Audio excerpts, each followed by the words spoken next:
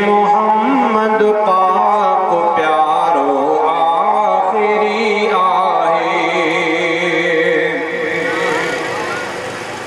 नबियन में मोहम्मद पाक प्यारो आखिरी आहे न ईंदो ॿियो नबी अरबी भलारो आखिरी आहे नबियन में मोहम्मद पाक प्यारो आखिरी आहे नबी आदम शुएब नूह इब्राहीम ईसा नबी आदम शुएब नूह इब्राहीम ईसा थिया सब साबिक़ा मदनी सुहारो आखिरी आहे न ईंदो ॿियो नबी अरबी भलारो आखिरी आहे नबियन में मोहम्मद पाक प्यारो आखिरी आहे नबियन में मोहम्मद पाक प्यारो आखिरी आहे मञा तो शान वारा मान वारा अंबिया सारा मञा तो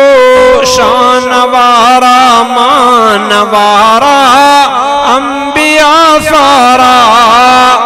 मोहम्मद पर नियारो मान वारो आखिरी आहे न ईंदो ॿियो नबी अरबी भलारो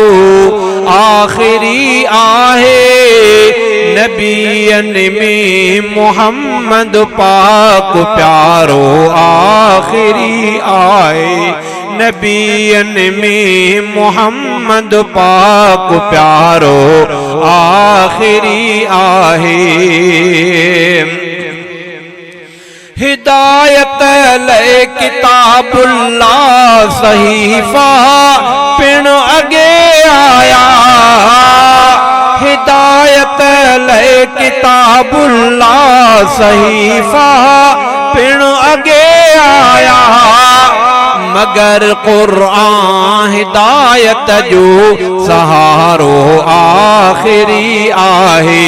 मगर कुरान हिदायत जो सहारो आखिरी आहे न ईंदो ॿियो नबी अरबी भलारो आखिरी आहे नबियन में मोहम्मद पाक प्यारो आखिरी आहे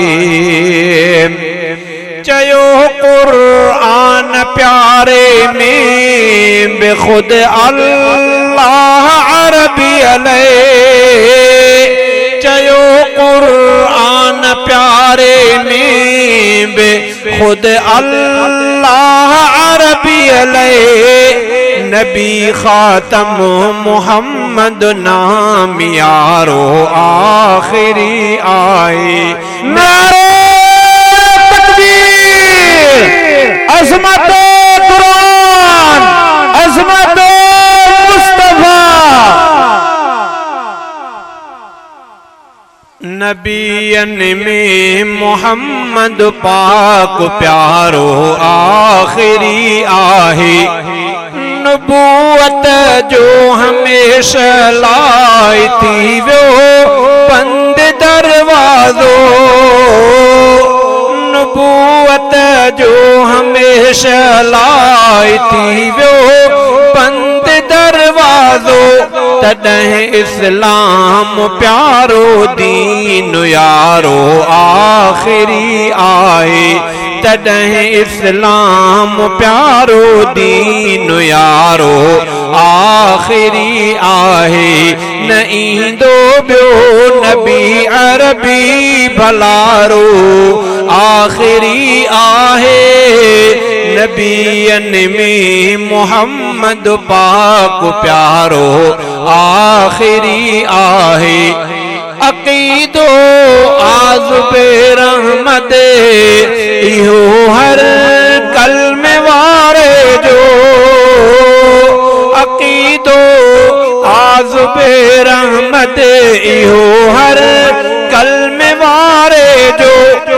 असांजो ई नबी साईं सचारो आखिरी आहे असांजो ई नबी साईं सचारो आखिरी आहे।